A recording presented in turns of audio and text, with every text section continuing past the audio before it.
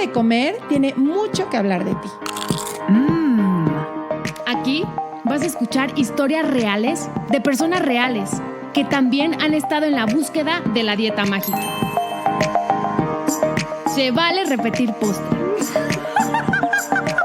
Es un espacio que da espacio a la dulzura, a la risa, al dolor, a la exploración, A lo que no te atreves a mirar, a lo que te da miedo contar. Es un espacio que te da espacio a ti. Hola, buenos días, noches, tardes, madrugadas, mañanas, medias tardes. Cualquiera que sea el momento en que decides echarte un buen postre, porque yo creo que para un buen postre no hay horario, caray. O sea, cualquiera puede ser un buen momento para un buen postre. Hay días donde despierto y digo, híjole, hoy se me antoja así como un pan francés, que es como un postre, ¿no, Adri? Bueno, por supuesto. Y pues así somos nosotras. Nos pueden, ahora sí que este postrecito se lo pueden echar a la hora, lo pueden repetir. Estamos, yo que sé, Adri Esteva y Ana Belena. Ana Belena, sí. Oye, Adri, ¿y el postre de hoy? Platícanos quién es. Pues mira, es que este postrecito ya van varias veces que repetimos porque la verdad nos gusta muchísimo. Sí. Y además, pues yo creo que un buen postre lo puedes ir saboreando y quizá de pronto puede tener variedades, Claro. Y pues es el caso de nuestra invitada de hoy, que yo la disfruto enormemente por su claridad con la que nos cuenta las cosas, por los temas tan fascinantes que nos ha traído. Y ella es Viviana Valdés Teja, que es terapeuta de experiencia somática para la resolución del trauma y terapeuta humanista gestal. Bienvenida, Vivi. Bienvenida. Muchas gracias, qué gusto oírlas. Me encanta poder estar otra vez aquí con ustedes. Gracias por la invitación y feliz de repetir postre con ustedes. Ay, Vivi, a nosotros también nos da mucho gusto tenerte. Y el tema de hoy, fíjate que confieso que todo el día lo he estado pensando y analizando. Que vamos a tocar el apego. Un temotota. Exacto. Yo creo que así como cuando hicimos el primer programa contigo, el primer episodio que grabamos, que era acerca de trauma, y que hablábamos de qué fácil es usar la palabra trauma, ¿no? Es que estoy traumada, es que tiene un trauma, es que me trauma hacer esto, y que entonces tú nos fuiste como ubicando en realidad desde dónde hablabas tú de trauma. Creo que con apego pasa algo parecido. De pronto usamos mucho, es que está muy apegado a su papá, o tiene un apego muy fuerte por las cosas materiales, Claro. En fin, y estaría interesantísimo ver cómo desde donde tú trabajas, como qué sería, cuando hablamos de apego contigo, ¿de qué hablamos? Sí, esta distinción que hace me parece bien importante porque sí hay palabras que se usan de manera muy coloquial y que entonces van adquiriendo como una carga significativa, como si fuera algo negativo, por ejemplo. Ajá. Generalmente ahora está más asociado a algo negativo y estamos mucho en el desapego y suelta y el desapego. Entonces parecería que algunas palabras o conceptos ya en sí mismos son buenos o malos, ¿no? Y en general la idea del apego ahora pues se ha manejado como que hay que trabajar más bien el desapego, que los niños no estén muy apegados a sus papás, que no estén muy apegados a las cosas, etcétera, ¿no? Pero esta visión del apego es más bien una visión, por un lado, como neurobiológica, que tiene que ver con nuestra formación del sistema nervioso, de cuando apenas estamos creando nuestro sistema y nuestros sistemas de regulación emocional, por un lado. Ajá. Y por otro lado, con la creación de nuestros vínculos primarios, que son la base de cualquier otro vínculo. Entonces, imagínense lo importante que es el apego si se relaciona con nuestra estabilidad emocional, por un lado, nuestra capacidad de respuesta ante las dificultades y nuestra capacidad de vínculo. O sea, es, yo diría, como uno de los cimientos de todo lo que viene después en nuestro desarrollo humano, ¿no? Y cuando hablas de estos vínculos primarios, ¿cómo a qué nos referimos? Los vínculos primarios, de entrada, es esta relación Pues maternal, o sea, literalmente primero de madre e hijo. Ajá. Porque desde ese espacio se crea ya una relación, aunque el bebé todavía no ha nacido, pues de entrada hay una interdependencia. El bebé depende completamente de la madre, ¿no? Se nutre de ella, se ve afectado de alguna manera por lo que hace, por sus movimientos, empieza a escuchar y a familiarizarse por su voz, se conecta con su ritmo cardíaco, ¿no? Entonces, ese es el primer vínculo, digamos. Ya después, cuando nace, el vínculo y el apego puede darse con cualquier figura que sea de la crianza, porque pues sabemos que puede haber casos en donde las mamás o quienes llevaron al bebé en el vientre no los desean y entonces los dan en adopción, por ejemplo, sí. O que lamentablemente no sobreviven, etcétera. Y eso no quiere decir que entonces ya no hay posibilidad de que el bebé genere un apego. Entonces, después el apego se construye con estas figuras de mayor cercanía y significatividad que dan el cobijo, la mirada, el alimento, etcétera, ¿no? Entonces, a eso nos referimos con las personas más significativas en el proceso primero. Claro. Y entonces, apego sería, o sea, tiene mucho que ver como con vínculo, con una relación. Ajá. Desde la que entonces puedo, como tú decías, tener una base sobre la cual luego puedo seguir construyendo pues muchas otras cosas. Ahorita me venía como confianza. Como para poder confiar tengo que haber tenido un vínculo sobre el cual sostenerme para poder confiar, quizá. Exactamente. Ahora, ahí justo, digamos que de lo que tú estás hablando es que hay distintos tipos de vínculos. O sea, no podemos no estar vinculado. El apego siempre va a estar, porque si no nos moriríamos. Digamos que es una necesidad biológica del otro para sobrevivir. Pero, o sea, esto no tiene que ver con edad. No. O sea, puedes tener 50 años y estar apegado a tus seres queridos, ¿no? A tu mamá, a tu papá. Sí, pero lo que sí sucede es que el apego evoluciona. Ajá. ¿No? Y fíjate, esto que dices, Ana, es bien interesante porque hay una moda o una idea de que si tú eres, voy a poner comillas, muy apegado, ¿no? O estás muy cerca y muy pendiente de tu hijo, entonces lo vas a malcriar y luego entonces ya no va a poderse separar, ¿no? Entonces ha habido en distintas épocas distintos estilos de crianza, pero uno de ellos es como, no lo malcríes, y entonces mejor que aprenda a llorar, que sepa que no vas a estar ahí todo el tiempo, creyendo que entonces así lo vas a ayudar a ser más independiente.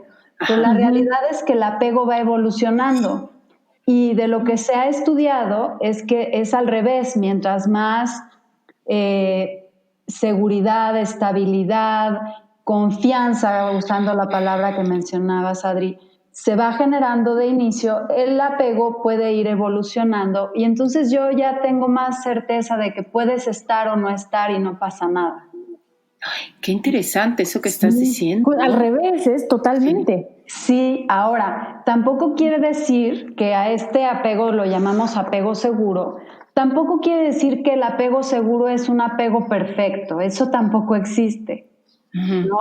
Porque como papás me imagino que muchas veces entra las dudas, ¿no? Y me imagino que de pronto te ha venido por la cabeza, Ana, decir, ¿y cómo le voy a saber? Y si esto, me han dicho de esto y de esto, ¿será mejor esto? Y si lo dejo llorar, no lo dejo llorar, libre demanda, no libre demanda. Sí. Es que hay tanta información que ya no sabes. Exactamente. ¿No? ¿Qué hacer? Ahora, lo hermoso de esta propuesta es que es una propuesta que trata de considerar y confiar en la sabiduría organísmica. Es decir, nuestro cuerpo nos dice y nuestra intuición nos lleva también a saber cuándo estar cerca, cuándo estar ahí y dar la estabilidad. Y no quiere decir, por eso decía que no es apego perfecto, que no va a haber veces que a lo mejor no pude estar ahí, no pude llegar exactamente en el momento, que estuvo llorando un rato o que se cayó y que no, me tardé en llegar a la escuela o lo que sea. No quiere decir que no va a haber dificultades o, voy a poner comillas, fallas de los padres. El apego seguro es aquel que puede reparar y puede hacerle saber al niño que la vida va a haber tropiezos, va a haber baches, va a haber dificultades, pero que las podemos atravesar juntos. Y eso creo que relaja mucho, porque no se trata de ser un padre perfecto, que además, ¿qué sería eso? ¿No? Exacto, como cuáles serían las reglas para un papá perfecto. Entonces, si habláramos un poquito, no sé, de cómo vislumbras tú un apego seguro, por ejemplo, en la relación de la mamá con el niño, o más bien del niño recibiéndolo de la mamá, ¿cómo sería un apego seguro? Esto es bien interesante porque es como un prisma. Digamos que va a estar en juego también cómo fue mi apego cuando yo era niño. Ok. Es decir, el apego de la madre también va a estar presente. Si a la madre le tuvo un apego, vamos a pensar, ambivalente o desorganizado, ella le va a tener miedo a las emociones, por ejemplo, del bebé. Uy. Y entonces no va a saber cómo responder. Entonces, una parte importante es que de preferencia la mamá tenga un trabajo personal. Si es que no tuvo un apego seguro, que no siempre tenemos un apego seguro, de hecho yo creo que pues, somos pocos los que tenemos un apego seguro, realmente trabajar en decir, ok, ¿qué cosas de mi historia puedo trabajar para no traerlas a mi relación con mi bebé? ¿Sí?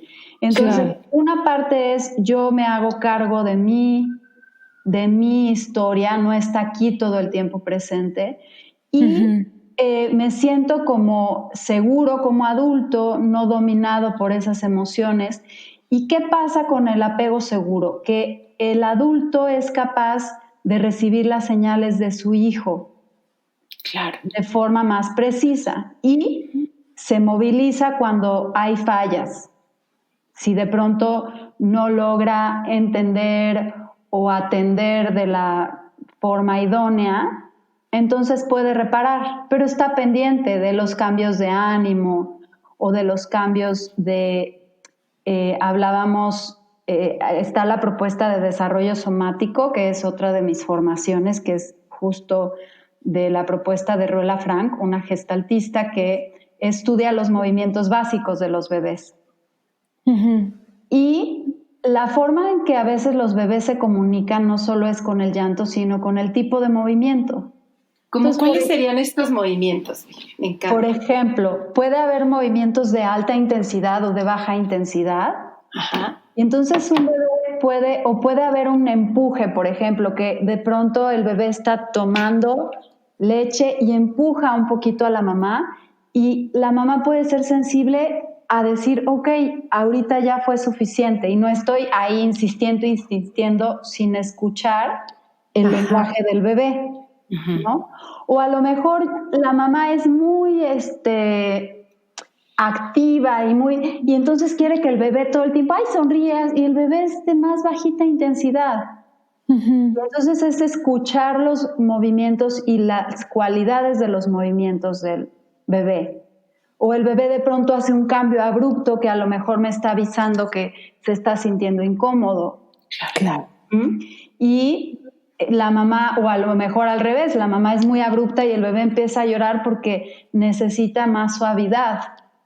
Entonces se va creando un diálogo no verbal entre mamá e hijo, que cuando hay un apego seguro se va, digamos, aprendiendo a codificar este lenguaje.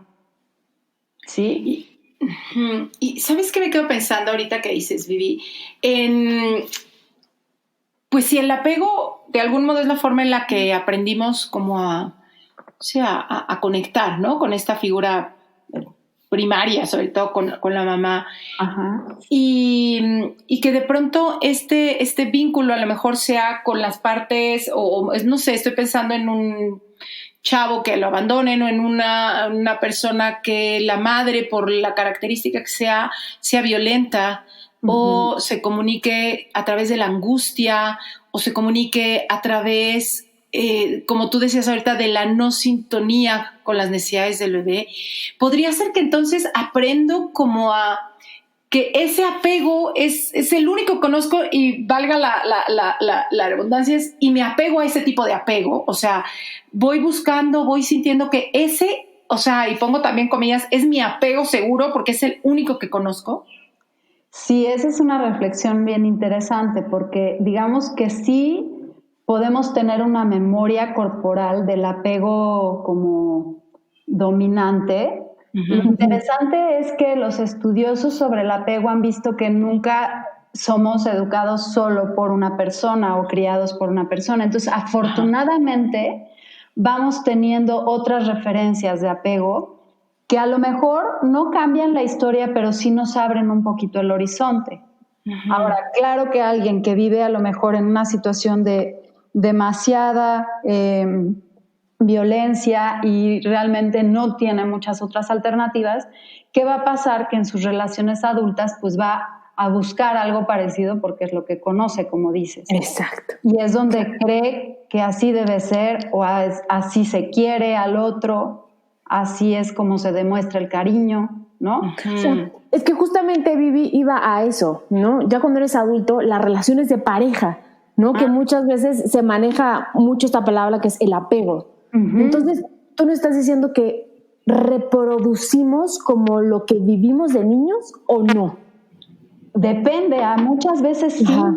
Muchas veces nuestras memorias infantiles están despiertas en el adulto. Entonces creemos que por ser adultos ya estamos ahí del otro lado y que ahora sí que nosotros nos dominamos bien como queramos, ¿no? Pero nuestras antenitas de la memoria corporal van a buscar personas que resuenan con los temas no resueltos o con los apegos que tuvimos en algún momento. Entonces, por ejemplo, hay un tipo de apego que es el apego evitativo, donde hay poca atención a las emociones. Es como aquí solo pues, cubrimos las necesidades, pero las emociones no están, ¿no? Como que no hay lugar para las emociones. Todo es más bien cognitivo, realizar, resolver, atender económicamente, por ejemplo. Entonces yo voy y busco personas que están en lo racional y etcétera. Ahora, eso no quiere decir que una parte de mi niño o una parte de mi bebé no anhele un apego seguro, donde también me pongan atención, donde también me apapachen, donde también... Entonces, ¿qué va a pasar? Que a lo mejor yo me voy a estar peleando con esa pareja, es que no me pelas, es que no... Pero aquí estoy, tienes todo lo que necesitas, ya te compré tu camioneta. Es que no es eso. Es que yo lo que necesito es que estés aquí conmigo, que me escuches o que me puedas abrazar de que estoy triste, ¿no? Entonces, sí buscamos, pero no es como una repetición automática. Yo lo vería como una oportunidad de trabajar esos temas que en la infancia o cuando fuimos bebés, pues no pudimos atender, ¿no? Se puede ver a veces como una sentencia, que es una forma que a mí no me encanta porque nos reduce, o como una oportunidad de cambiar nuestros temas. Sí.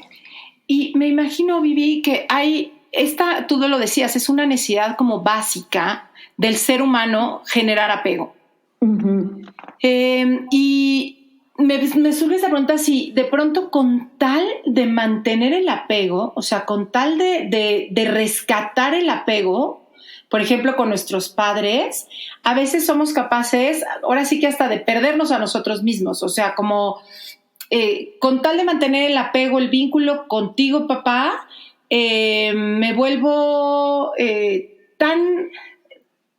me olvido de que yo tengo necesidades, por ejemplo, ¿no? O sea, y te complazco, porque no quiero perder el apego. Sí. ¿Puede pasar? Totalmente, totalmente. O sea, como el apego es un tema en su momento es un tema de vida o muerte, es decir, si no tenemos ese contacto, esa sensación de seguridad, esa mirada, ese abrazo, ese alimento, por decirlo en cosas concretas, nos morimos. Uh-huh. Entonces, de entrada, el tema del apego es un tema de sobrevivencia. ¿Qué sucede? Exacto. Que conforme, por eso les decía que evoluciona, conforme vamos creciendo, el apego ya no es un tema de sobrevivencia. Yo podría decirle a mi papá, no gracias, o decir, ha sido demasiado tóxico y necesito tomar distancia de mi papá, por ejemplo, y saber que entonces no me voy a morir, que puedo tener ahora otras relaciones y otros vínculos nutritivos que me enriquecen, que me dan seguridad, y entonces puedo desligarme de ti. Pero si yo tengo la idea y la memoria de que es de vida o muerte y que si yo niego el apego de mi mamá o niego el apego de mi papá, entonces voy a hacer casi lo que me pidan o ponerme a su disposición o pasar arriba de mis límites con tal de no perder ese vínculo. ¿Sí? Qué fuerte, ¿no? Es interesante, Yo hace ¿no? poco tengo ahí un tema familiar fuerte, mi hermano menor está metido en un rollo ahí bastante trágico, y entonces le ofrecí yo a mi papá pues conseguirle un apoyo terapéutico, ¿no? O sea, mientras pasaba toda esta crisis, bendito Dios aceptó. Entonces, cuando yo hablé con la terapeuta y le empecé a narrar un poquito cómo estaba la situación y demás, y cómo pues mi papá le costaba poner límites y de hecho nos minimizaba mucho las cosas y demás, hasta que le explotó la bomba en las manos, ¿no? Uh-huh. Y ella me dijo, ok, con tal de no perder los vínculos, él minimiza y no pone límites. Entonces me quedé así, dije, wow, ¿no? Como nunca lo había leído así, como en ese terror justo de perder el vínculo o de perder el afecto con nosotros, por ejemplo, su familia, nos cuidaba de no darnos cierta información o de no poner los límites o de no pedir lo que necesitaba, pensando que con eso mantenía más el vínculo, y pues pareciera que pasó un poco al revés, ¿no? Pero lo que voy a decir, papá tiene 70 y tantos años y quizá no haber visto nunca, en su caso, esto que tú decías, Vivi, de abrirse a ver que había otras formas de tener relación sin que ya el vínculo fuera lo básico en la vida y sin eso me moría, pues lo ha llevado a situaciones bien dolorosas, porque pues ni siquiera hacemos conciencia de eso, ¿no? O sea, me venía como lo fuerte que es quedarnos con esa memoria infantil de vida o muerte, no importa si tenemos 70 y tantos años. Totalmente, totalmente. Es súper fuerte. Yo en mi caso con mi mamá durante muchos años, yo tuve un apego muy ambivalente con ella. El apego ambivalente es, por ejemplo, por un lado estoy muy para ti, te hago saber que te quiero, etcétera. Pero si no haces a lo mejor lo que yo espero o si me desobedeciste, entonces ya no, me alejo de ti. Y entonces recibo un mensaje contradictorio, ¿no? Y eso genera, en mi caso, pues mucha irregularidad emocional, de pronto pero sí me quiere o no me quiere, pero ya se enojó. Entonces, si se enojó, quiere decir que lo voy a perder o no lo voy a perder. Entonces, claro que en ese ir y venir, pues yo también estaba enganchada con mi mamá durante mucho tiempo. Hasta que justo, como dices, es inconsciente. Entonces, a partir de un trabajo personal, te das cuenta, a ver, realmente ahorita, si, no digo que es el escenario ideal, pero si te dejas de hablar con tu mamá un tiempo, ¿te mueres? Pues no, la verdad es que no me muero. Ok. Y entonces una sana distancia para reconocer qué otros vínculos nutritivos tenía, me permitió entonces volver hacia ella ya desde un lugar diferente, donde ya no estaba viendo ahora sí, ahora no. ¿Quieres vincularte? Ahora yo también puedo poner, digamos, entre comillas, mis reglas del juego. O sea, cuando somos niños casi siempre son las reglas de los padres. Sí. Pero cuando somos adultos podemos ir diciendo, oye, vamos a negociar nuestro vínculo. a mí esto sí me gusta, esto no me gusta, y entonces ya puede ser de adulto a adulto, no de adulto a niño, o en el peor de los casos de niño a niño, porque a veces somos dos adultos, que en realidad son dos niños, ahí, ¿no? Uno tratando de agarrarse del otro, esperando del otro que haga lo que no hizo el papá, o sea, es bien interesante, no depende de la edad, como dices, puede tener 71 años o puede tener 20 o sí puede ser un niño de 5, ¿no? Claro. Pero ahorita que dices eso, Vivi, a mí me pasó lo mismo. Estaba hace ya tiempo yendo a terapia y el terapeuta me dijo, no, es que tú en algún momento te vas a separar un poco de tu mamá. Yo decía, ¿por? Como que yo no entendía a lo que se refería. No obviamente por este apego, ¿no? que teníamos.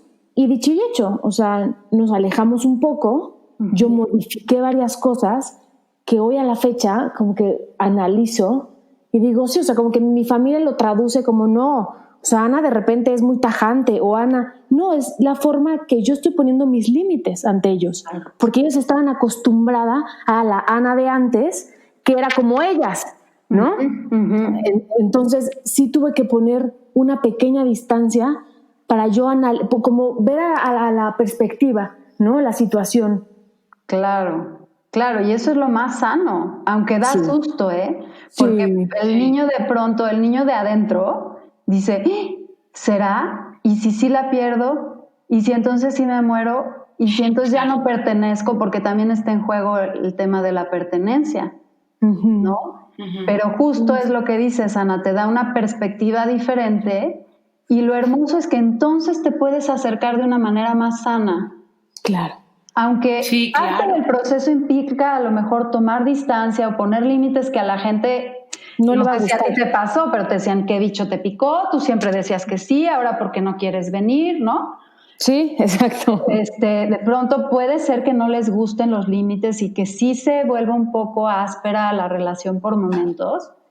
Pero luego eso es lo que permite reconfigurar la relación. Y que entonces desde un lugar más sano. Mucho más sano, más adulto, más libre, ¿no? Porque entonces cuando estamos es porque queremos estar, no porque, híjole, y es que se va a enojar, y es que ya quedé, y es que si le digo que no, ¿no? Sí. Claro.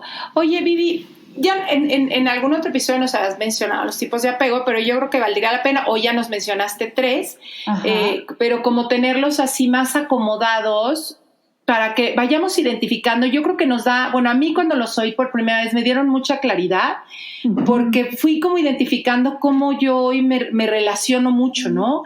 En este que decías tú ahorita, de a veces sí, a veces no, y cómo eso me pone a mí de repente muy temerosa, en no saber, y cuando lo pude identificar, que es muy probable que fue en el tipo de apego que yo más me identifiqué, pues eso me trae a un tipo de relación muy marcada por eso, y ya haciéndolo consciente puedo trabajarlo, puedo ver que hay otras formas de hacer apego.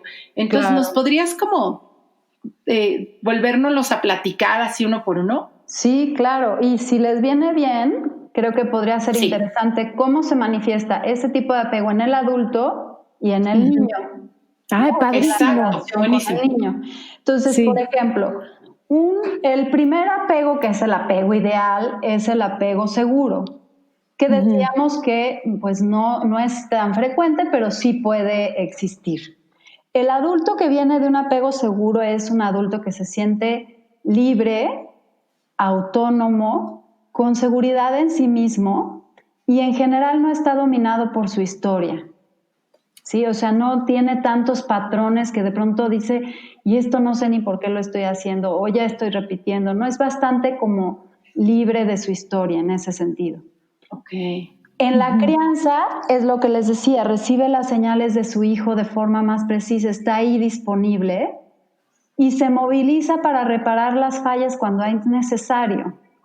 Esto es súper importante, que haya fallas, aunque parezca raro, es súper importante si es que se van a reparar, porque crea resiliencia. El niño aprende que sí, que en la vida va a haber fallas, que a veces no va a haber lo que queremos en el momento que queremos, que a veces va a haber algo que nos va a hacer doloroso o incómodo, pero también nos da la información de que no pasa nada, que se puede reparar. ¿No? Claro. Entonces, también es un adulto que tiene empatía, y que ayuda a la corregulación con sus hijos, ¿no? Normalmente los niños pequeñitos no saben regular sus emociones, su sistema nervioso todavía no está del todo formado. Entonces pueden ser papás que dicen, sí, eso que sientes es enojo, tienes derecho a sentirte enojado, ¿no? O yo estoy enojada, no quiere decir que no te quiera, pero necesito tiempo para que se me baje mi enojo. Y entonces va corregulando con los hijos el enojo o la tristeza o el miedo. Vivi, ¿a partir de qué edad regulan las emociones? Regulamos. Desde recién nacidos. O sea, lo que pasa es que van teniendo, primero es más en una dimensión prerreflexiva no verbal, donde no hay simbolización, y ya conforme van creciendo le van pudiendo poner nombre y nosotros les vamos dando lenguaje para nombrar lo que les pasa. Pero si tú, por ejemplo, escuchas a tu bebé llorar, etcétera, lo tomas en los brazos, le das un abrazo de contención, ¿no? Porque a lo mejor se asustó por algo, y le hablas, le dices, ya pasó, aquí estoy, con un tono de voz, ¿no? Nuestras formas de transmitir la regulación emocional, uno es el tono de voz. Si te le hablo, ya pasó, no pasa nada, no te preocupes, a ver, ya, tranquilízate. Ay, sí, no. ¡Qué horror! Sí, no. ¿No? Pero si yo exagerado. Corazón, ya pasó, aquí estoy contigo, ¿no? ¿Se fijan? Esa es una de las formas en que nuestro sistema vago ventral, que es el que nos conecta con el involucramiento social, se regula. El tono de voz es uno. La mirada y la cara, o sea, si yo tengo una cara tranquila, sonriente, una mirada apacible, también lo voy a regular, ayudar a regular, ¿no? Un movimiento suave. Todo eso de recién nacidos es lo que ayuda en la corregulación.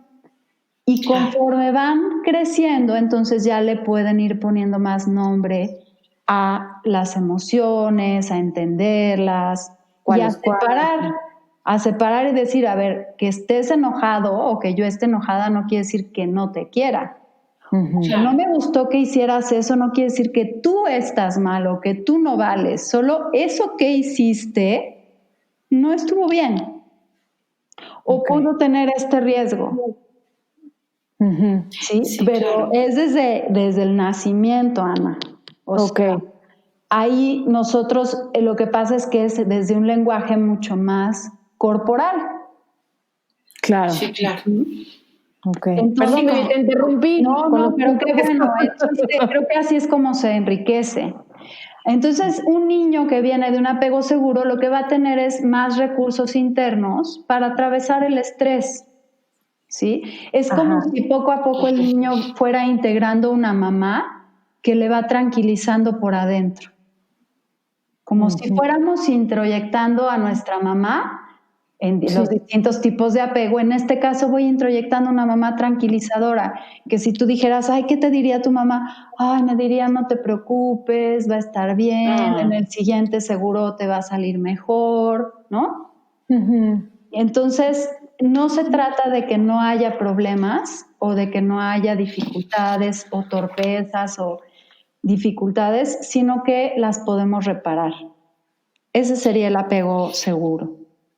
Y qué importante, Vivi, ahorita que hacías la mención de me puedo enojar pero no te dejo de querer, porque yo creo que ese es el gran miedo, ¿no? Que tú me dejes de querer si yo hago tal o cual cosa y poder, como tú decías, reparar y saber que puedo volver a este lugar de amor aun cuando hay una explosión ahorita porque no estuvimos de acuerdo o porque estabas triste o lo que haya pasado, tener la seguridad de que este vínculo no se pierde por tus emociones o por lo que hagas, ¿no? Sí, que aquí está. Que además eso nos ayuda luego a poder manejar el conflicto. ¿Cuántas personas no conocen decir, no, prefiero no decir nada para no tener conflicto? Porque muchísimas. Yo de ellas mucho tiempo. Y todavía de vez en cuando lo confieso. Sí, porque la idea es que de pronto decimos, es que si me peleo, voy a perder el vínculo. Y no lo quiero perder. Entonces mejor no digo que me enojó esto. Pero si venimos de una historia donde decimos, podemos atravesar el conflicto y luego vamos a estar bien, entonces puedo expresar mis molestias o mis incomodidades sin el miedo a perder, ¿no?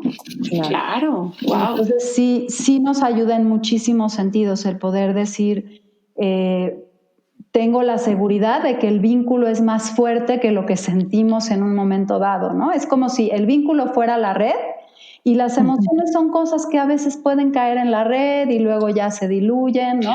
O si el vínculo fuera el río y las emociones son pececitos que van pasando por el río, unos dientones feos, otros muy lindos, pero el vínculo no se pierde.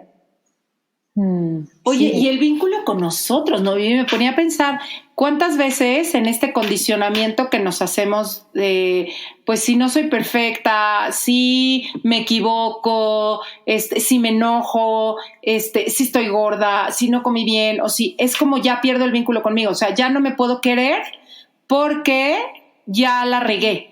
O ya no puedo regresar como esta parte de mí que dice, oye, yo aquí sigo conmigo, o sea, el vínculo conmigo, aquí está, pareciera que a veces sintiéramos que se va a destruir y que entonces si no soy perfecta no tengo como el derecho a encontrar el amor en mí. Claro que es la relación con uno mismo es un reflejo de cómo vivimos nuestras relaciones primarias, ¿no? Porque muchas veces mis pacientes o si me dicen, es que tengo muy baja autoestima o es que no confío en mí, pero ¿qué pasó para eso? No, yo solita o siempre me exijo mucho, ¿no? Eso nunca sucedió solito de la nada, no naciste así. Fue parte de una historia que es esto. Aprendí a incorporar la mirada que recibí.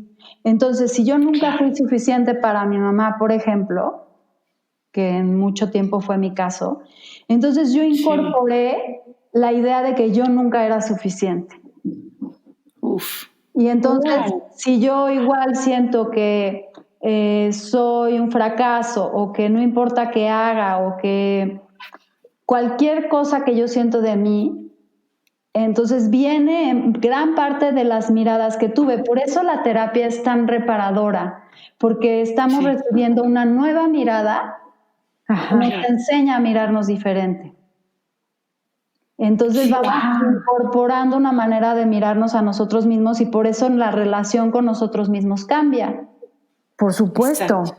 ¿No? O sea, no quedarnos con la mirada de las personas que nos criaron. No, si ya pasó mucho tiempo que el adulto. Fue dolorosa. Sobre todo si fue dolorosa. Por supuesto. Claro.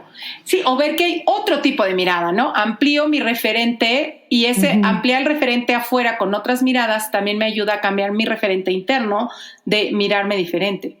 Exactamente. Al final ampliar el repertorio creo que siempre es uno de los objetivos de la psicoterapia. No cambiar necesariamente nuestra historia sino más bien abrir las posibilidades, ¿no? Y saber que hay más maneras de ser visto.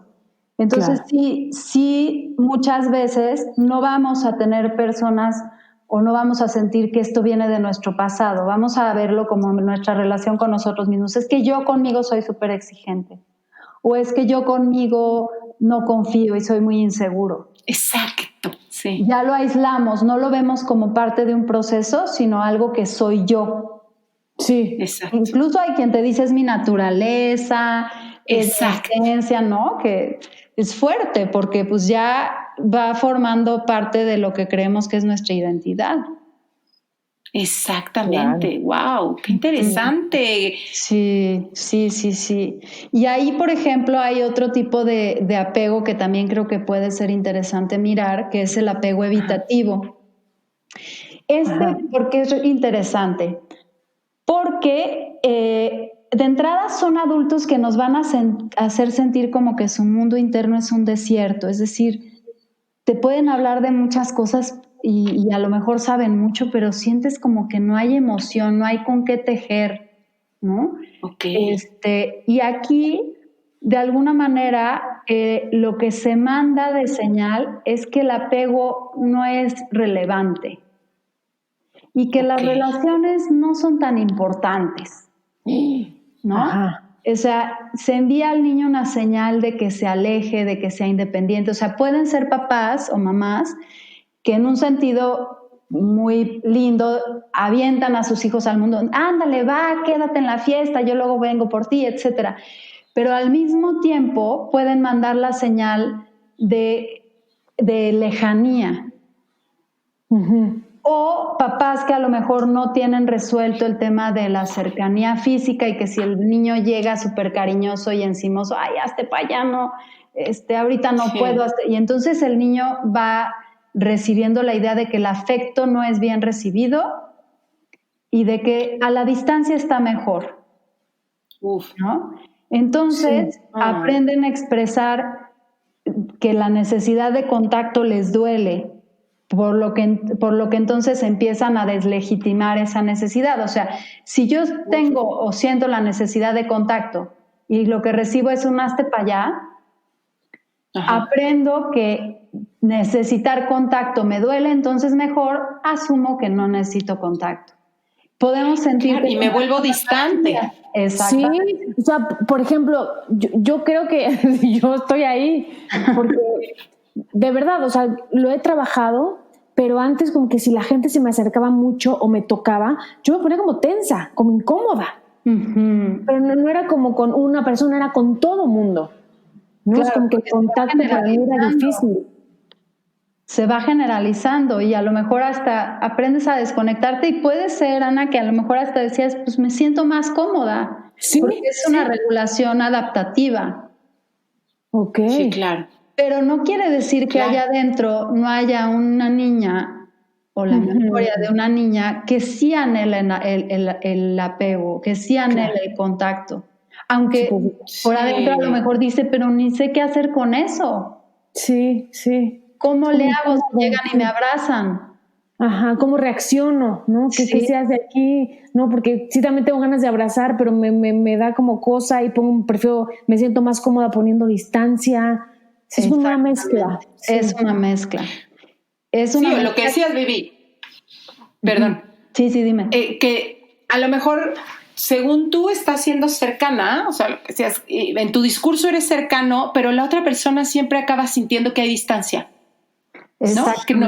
Que nunca te puedes lograr acercar, lo que tú decías al principio, como si su mundo interno fuera un desierto, fuera algo como al que no alcanzo a tener accesibilidad, y es como muy complejo.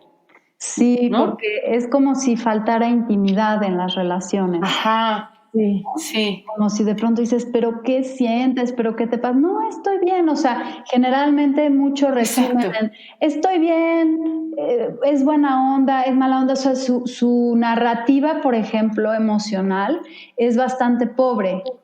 No tiene muchos detalles. Sí. Maestros buenos, malos, estuvo padre, estuvo bien, no hay el detalle de, híjoles, que fue como raro, porque por una parte me sentí contento, pero luego me dio miedo de que, ¿no? Sí. Hay poco vocabulario y poca narración emocional porque hay poca conexión con las emociones. Entonces, las relaciones se viven como confusas. No sé si es seguro, inseguro, no sé regular o evaluar la intensidad. De pronto me puede asustar la intensidad, pero de repente sí quiero más intensidad, ¿no? Es confuso este modelo de apego.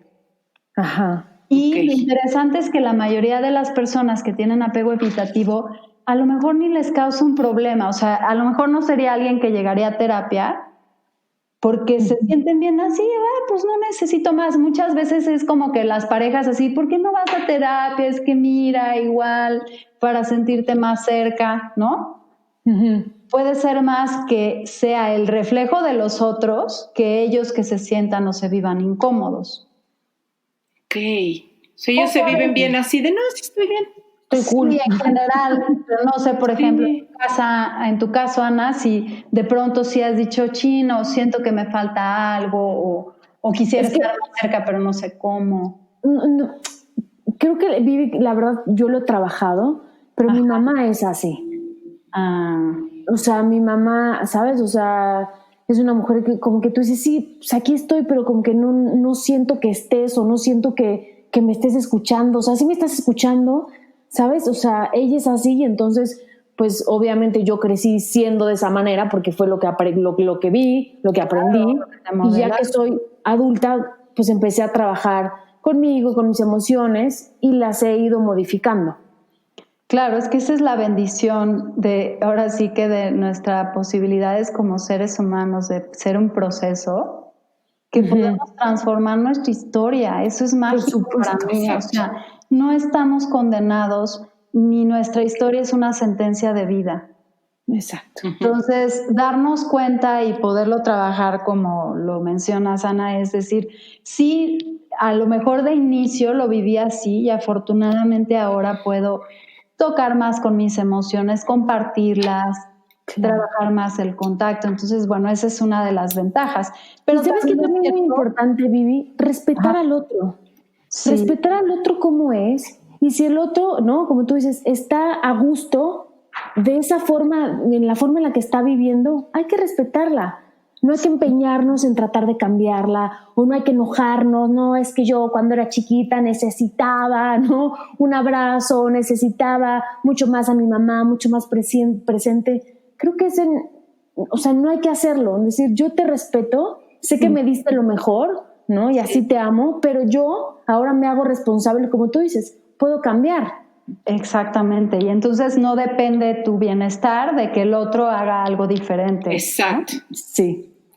No lo sobreresponsabilizamos de que ándale, ve, o a veces ya como adultos nuestros papás nos pueden preocupar y decir, ma, te vendría bien, de verdad, yo con mi mamá, ándale, prueba esto, hasta que dije, a ver, ya, ella es una adulta, ella decide hacer como quiere, lo que puede, con los recursos que ella tiene, y cuando solté eso para mí fue tan rico y paradójicamente ella empezó a buscar sus propios recursos. Ay, leí esto, ay, qué bueno, mamá, te sirvió, sí, porque como dices, si nos queremos meter en la vida del otro, pues nada más estamos ahí molestando y además a veces lastimando la relación, ¿no? Por supuesto. Entonces, exactamente. De ahí también tenemos otro apego, que es el apego ambivalente, que un poco se los mencionaba, y que este mundo interno no es como un desierto, se vive como una jungla. Es una metáfora que me gustó. ¿Por qué? Porque en la infancia hubo modelos de apego contradictorios. Entonces, los padres mandaban mensajes muchas veces contradictorios. Por ejemplo, ay, sí, ve a explorar, pero no te vayas a caer, ¿no? O sí, voy a ser muy empática, pero quédate aquí conmigo y si te vas ya me enojo, ¿no? Claro. De que el mundo es medio peligroso, pero al mismo tiempo sí ve, pero con cuidado porque no te vayas a caer. Entonces el niño dice, a ver, ¿sí voy o no voy? ¿Me subo al árbol o me puedo morir? O sea, entonces no acaba el niño de acomodar, o sea, vive en mucha incertidumbre de cómo va a responder la madre, si va a encontrar calidez o empatía, o sea, de pronto de, ay, mi niño, y otro día que, ¿no? Ay, ¿por qué dejaste? Hago lo mismo y sí. Y así de, ay, güey, ¿qué le pasó a mi mamá?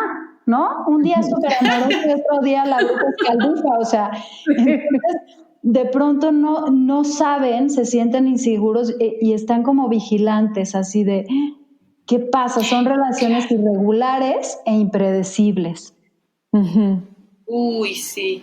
Y claro que qué horror, ¿verdad? Hay una desregulación emocional. Claro. Muchos altos y bajos variables, ¿no? Que fue mi caso, y entonces de pronto yo unos enojos así enormes y luego muy tranquila y luego como que la energía emocional no se logra regular del todo. Y hay un sesgo perceptivo también, porque como no tengo claridad de si sí, no, entonces no tengo siempre la certeza de que lo que estoy percibiendo es correcto o no. Qué fuerte. Yo ahorita que lo dices, Vivi, que yo creo que también he vivido mucho ahí, esta hipervigilancia que mencionas es agotadora. O sea, ya se volteó, no se volteó, le habrá parecido bien, O sea, ahorita nada más de mencionarlo, todo mi cuerpo se puso en una tensión espantosa y dolorosa, muy conocida para mí, por cierto, donde hasta cada gesto mío, a veces yo lo pensaba para que el otro lo tomara bien, ¿no? Y como cuidando mucho qué digo, cómo lo digo, cómo me muevo y viendo cómo reacciona el otro, porque como tú decías, era como, a veces sí le gustó, entonces ya como que mi cuerpo, sí le gustó. Pero si a los 2 minutos pone cara de, que a lo mejor puso la cara de Juat por otras 62 cosas que nada tenían que ver conmigo, pero luego yo hiperreacciono a eso. Tal cual, o sea, nos volvemos como medio disque adivinadores del otro. Sí. Con unas antenas súper finas de ya movió la ceja a un lado, ya el otro. Estamos con esta hipervigilancia, tenemos gran capacidad de lectura del otro, pero muchas veces nos falla porque el niño interpreta que todo es por su culpa. Como dices, a lo mejor le doy comezón en la pompa y punto, o sea, no tiene nada que ver contigo. Nosotros no, ¿qué tal? Que sí, que entonces hizo cara porque se fue, ¿no? Sí, nos volvemos medio paranoicos en este tipo de apego, o sea, y entonces, pues claro, que tampoco somos tan claros con nuestro propio mundo interior, o sea, la sensación es como de un caos interior, así como en el anterior era un desierto, aquí hay mucha información rica emocionalmente, pero confusa de repente. Y sentí esto, pero entonces esto, y entonces de pronto dices, a ver, espérame, ya me perdí, que estabas enojado, porque hay muchas emociones sucediendo, ¿no? Entonces a veces son difíciles de seguir. Imagínense que se junta alguien de un apego evitativo con un apego ambivalente en pareja. No, pues imagínense. No, bueno. El desierto, el otro no, ya se enojó, y entonces, y el otro, espérame, ¿por qué lloras? No pasaba nada, es que entonces, no hiciste? Entonces, bueno, ya las combinaciones ustedes imaginarán, ¿no? Que justo son la oportunidad para trabajarlas. Exacto. Sí, por algo te toca quien te toca enfrente, ¿no? Sí, totalmente. Por algo te fijaste en ese. Exactamente, o sea, nuestras antenitas luego eligen muy bien. Sí.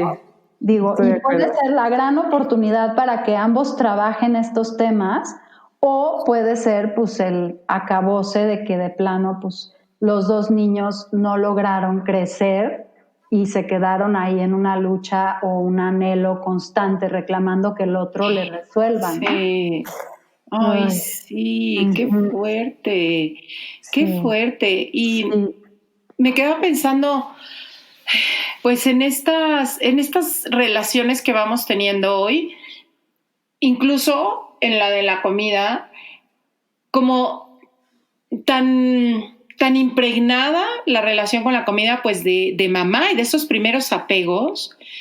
¿Cómo a veces recreamos y también hacemos estos apegos, ¿no? O evitativo, y entonces no reconozco ni qué estoy sintiendo y pues pareciera que todo está bien, o ambivalente de a veces quiero pero no confío en si sí está sabiendo bien o no, pero o esta cosa de no la quiero perder nunca y entonces no puedo ni alejarme tantito de la comida porque siento que me voy a morir para siempre y que si no la tengo ahorita en mi boca me muero, y la necesidad también de un apego sano, tan basado en el reconocimiento y validación de lo que ahorita estoy sintiendo y que puedo quedarme sin comer y no me voy a morir. Y puedo ahorita haberme comido algo que me cayó un poco pesado y luego restauro y vuelvo conmigo a revisar qué quiero, qué no quiero. Tal cual, se me hace increíble esta analogía que estás haciendo. Porque justo una de las formas de apego pues suceden a través de la alimentación, o sea, de hecho es una de las principales formas de apego, no el único, porque ya les contaba que se han hecho experimentos terribles en alguna época de qué pasaba si solo los alimentaban y no los veían, no los abrazaban, etcétera, pues no sobrevivían. Pero el alimento es uno de los pilares del apego. Entonces, todo lo que transmite ahí, que luego no se traduce a lo mejor en una relación interpersonal, pero en la relación con la comida, totalmente. Y como dices, una relación de apego sano o apego seguro con la comida es esto. Sí, me siento libre, autónomo y como esto. Hoy, digamos, me resbalé, me comí el fin de semana una pizza y al otro de un pastel, que bueno, ok, ¿cómo reparo en la semana? Ok, aquí me cuido en esto, esta otra cosa, y voy regulando, porque sé que no, ni se va a acabar el mundo, claro, ni voy a perderme de mí, ¿no? Uh-huh. Voy a perderme. Claro. Y es que, como pensando en este contacto de gran apego a la mamá a través, de veras, de la boca conectando con el pecho de la mamá. Uh-huh. O sea, es como ir a conectar tu energía con un lugar tan seguro. Y cuando este lugar seguro a veces no está seguro, porque quizá la mamá está en una crisis de nervios, en una depresión, en una angustia, porque tiene una depresión posparto o no puede sostener el estar dando de comer, y cómo ese apego que tú, como tú dices, es de los principales, donde conecto como con, estoy a salvo mientras estoy comiendo, puede resultar un apego tan ambivalente o evitativo o angustiante o inseguro, y esas huellas cómo se van quedando en nosotros. Y creo que puede ser una referencia interesante para pues todas las personas que de pronto tenemos dudas respecto a nuestra forma de alimentarnos o, híjole, tengo siempre temas con dietas y con no sé qué. Ok, evalúa un poquito cómo ha sido tu apego o cómo sientes tu apego en relación a la comida. Creo que puede ser una brújula interesante, ¿no? Para tener una visión más allá de que si solo las dietas o las calorías o los kilos, ¿no? Porque luego son temas que se reducen a eso. A las tallas, al peso, a cuánto comí, ¿no? Y cuando abres el panorama y dices, a ver, detrás de esto puede haber todo un tema de apego. Sí. Una parte a lo mejor descansa y dice, ok, no es solo el tema de la comida por la comida. Sí, ¿no? Detrás están pasando cosas que puedo atender y que entonces se puedan transformar en una comida y en una alimentación más sana o segura o balanceada en este ir y venir. No perfecta, porque tampoco el apego seguro es perfecto. Exacto. Sí. Es darse permisos, es reparar, es saber escuchar las señales del cuerpo. Ahorita sí es hambre o ahorita no es hambre, ¿no? Trabajaba con alguien que de pronto decía, es que en algún momento que tuve mucha hambre, ya ahora siento que se puede acabar, entonces tengo que comer porque no vaya a ser que se acabe. Claro. Sí. Entonces exacto. ya es como desde mi memoria, no desde la aquí y el ahora, ¿no? Sí. Y bueno, nos queda un tipo de apego, pero no sé si quieren. Sí, venga, claro. Que este es un apego más fuerte o más difícil, que es el apego desorganizado o desorientado. Uh-huh. En este caso, los papás pueden amar a sus hijos, pero no saber cómo conectarse, también por su historia, o más fuerte, pueden odiar o rechazar a sus hijos silenciosamente y estar atrapados en este dolor y terror de su pasado.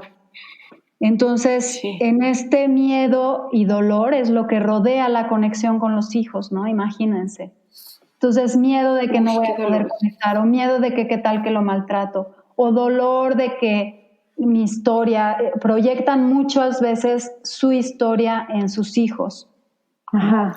Y aquí puede haber, por ejemplo, dos casos. Puede ser que el papá esté en el lugar de la víctima, entonces se vivan como si todavía vivieran el abuso y entonces no logran ser un adulto para el niño, o puede ser que se vivan como perpetradores y entonces que repitan el escenario aterrador con su hijo. Entonces, muchas veces escuchamos, es que yo de por sí a mí me pegaban y estoy haciendo lo mismo con mi hijo y es lo que yo no quería, ¿no? Sí. Entonces, son incapaces de percibir a sus hijos con precisión y más bien se mueven de un estado emocional a otro, relacionándose más con ellos mismos y su historia que con el hijo. Híjole. ¿Sí?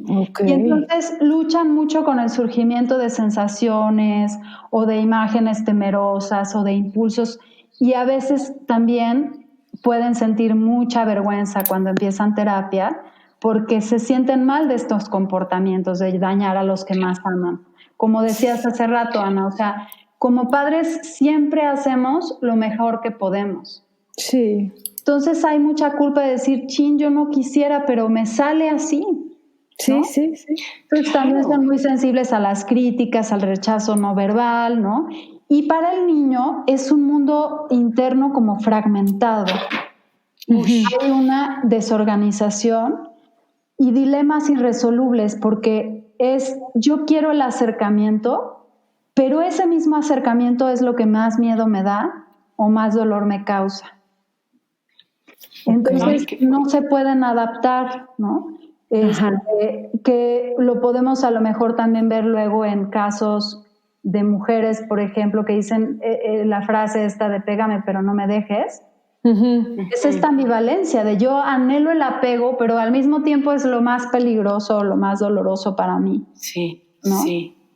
Y pueden tener una ventana poca de tolerancia, ¿no?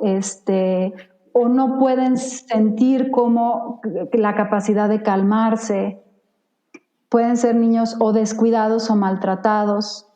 Y bueno, que lo bueno es que generalmente cuentan con otra relación que brinda otro tipo de apego. Entonces, generalmente siempre aparece, bueno, pero mi abuelita me cuidaba a veces, exacto. ¿no? O tuve la maestra tal que fue muy linda.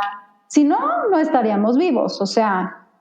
Sí, si no hubiera habido alguien que de veras nos hubiera tomado, pues no hubiéramos estado aquí. Exactamente. Entonces, normalmente, incluso el apego desorganizado o desorientado, incluso ese viene acompañado de otro tipo de apegos.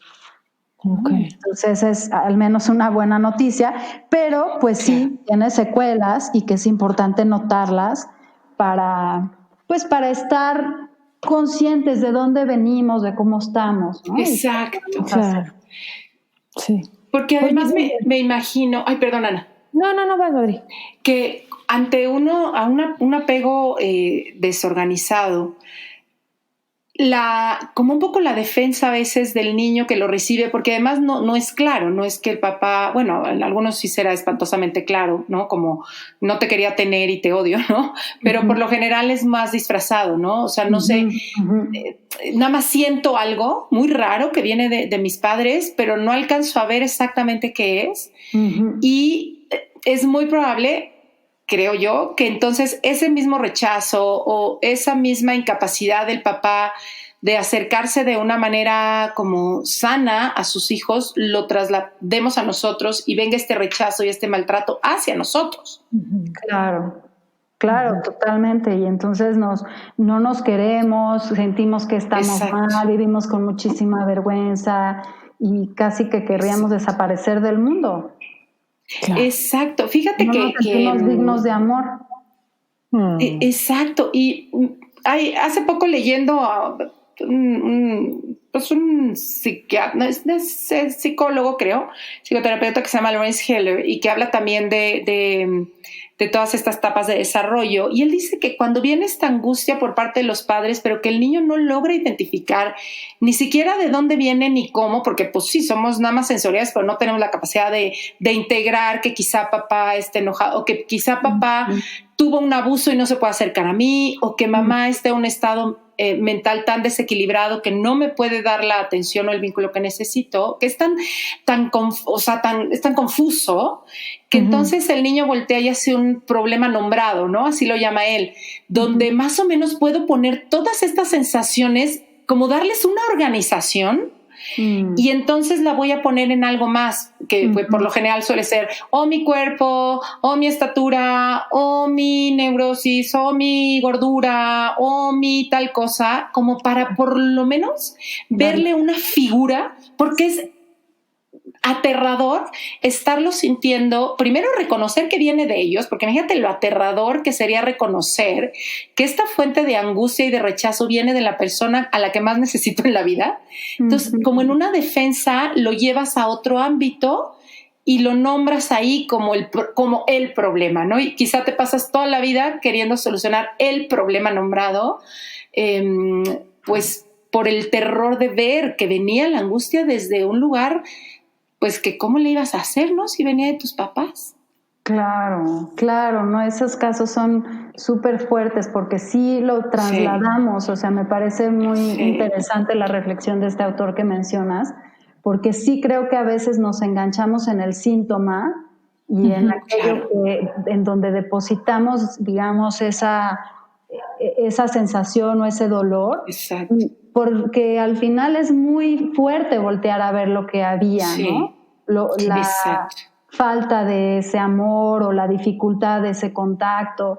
Por eso también creo que mientras más claridad, por ejemplo, a mí me pasa muchas veces con pacientes que me dicen, es que no quiero que mis hijos me vean llorar, ¿no? O es que no quiero que vean que estoy enojada, o es que no quiero que vean que estoy preocupada. O sea, entiendo que no te vas a desmoronar enfrente de tu hijo que diga, ¿qué hago con mi mamá? O sea, ¿no? Claro. Pero que de pronto se te salga una lagrimita, ¿qué pasa? Pues hoy estoy triste porque tu abuelo cumplió 1 año que murió, pero ¿y por qué? Pues a veces los seres humanos estamos tristes, las personas nos pasa esto, pero luego volvemos a estar bien. Y entonces le damos un marco de referencia para que también ellos puedan lidiar con lo que les va pasando, ¿no? Claro. Y de esa manera los niños y eventualmente los adultos no tengan que hacer estos ajustes, como mencionabas, de crear o depositar en una situación o en un síntoma o en una conducta la problemática, ¿no? Exacto. Que luego también muchos papás llevan y dicen, arréglame a mi hijo, tiene un problema. Exacto. ¿No? Se hace pipí todas las noches o muerde a los niños y arréglamelo. Arréglamelo, claro. Veamos qué está pasando, porque ese es un síntoma familiar, o sea, o un síntoma del apego que no se nombra y que el niño no puede nombrar, obviamente. Claro. Exactamente. Bueno. Ay, oye, Vivi, y si queremos ir contigo a trabajar los apegos, los traumas y muchas cosas más, ¿dónde te podemos encontrar? Mira, les voy a pasar tanto mi correo electrónico como mi WhatsApp. En esos lugares me pueden contactar. Mi correo electrónico es de chica de Viviana y luego mis apellidos, Valdés Teja, todo seguido, V Valdés Teja, Valdés con S, @gmail.com, y mi WhatsApp es 55 32 23 8879. Entonces, a veces no puedo contestar las llamadas justo porque estoy en una sesión y no las interrumpo, obviamente, pero si me dejan un mensajito, yo me puedo poner en contacto y agendar alguna cita o para poder trabajar, ¿no? con estos o distintos temas que están por ahí. Sí. Exacto. Pues muchas gracias, nos encanta tenerte aquí en este podcast. Espero que se vuelva a repetir. Yo también, Ana. Bueno. Muchas gracias, Adri, también. Yo feliz de estar aquí con ustedes repitiendo postres, son una delicia. Y pues me muero de emoción de que ya viene tu bebé, de que estés siendo una mamá tan consciente, ¿no? Y que estés tan abierta a escuchar todos estos temas y para ser quien eres, para hacer lo que vas a poder hacer, que seguro será perfecto en su imperfección. Exactamente, en su imperfección. Reparar, en la posibilidad de aprender, de crecer. Entonces, qué padre, qué lindo poder estar hoy aquí con ustedes. Ay, Vivi, muchas gracias por lo que me dices. Y pues yo creo que como todos los papás, ¿no? Hacemos lo que está en nuestras manos, tratando de leer, de averiguar, creo que cuando uno está informado puede tomar mejores decisiones, ¿no? Sí, entonces, creo. Pues muchas gracias, Vivi, de verdad. Gracias. Sí, muchas gracias, Vivi. Yo me quedo siempre que te escucho como que tienes una capacidad de llegar al alma muy rica. Sí. A mí me acomoda, me llena de confianza. Tu voz a mí me da muchísima confianza. Y pues gracias por venirnos a compartir estos temas que son tan nutricios y que nutren al alma, nutren otras partes de nosotros para que no andemos ahí famélicos, hambrientos de amor propio. Creo que reconocer estos apegos hacia nosotros y ver que, como tú decías, ya evolucionaron, que no me muero si no tengo estos apegos, que hoy el apego puede ser desde un lugar más sano, desde un lugar seguro, desde un lugar conectado. Así es que gracias por conectar con nosotros, Viri. Ay, gracias, Adri. Gracias a ti también por el espacio, por la oportunidad y pues de verdad felicidades por su espacio. Creo que hacen un trabajo maravilloso y las admiro y las quiero mucho. Así que desde acá les mando un beso a cada una. Ay, nosotros. Gracias. Y no se pierdan todos los martes a las 8:15 estamos haciendo en vivo desde la página de Facebook o desde Instagram. Obviamente el tema es el podcast de la semana, así que ahí los esperamos. Exactamente. Gracias, Ana. Bye, bye. Gracias a ti, Adri. Bye, Vivi. Adiós, gracias. Si te gustó el podcast, pasa la voz y no olvides suscribirte.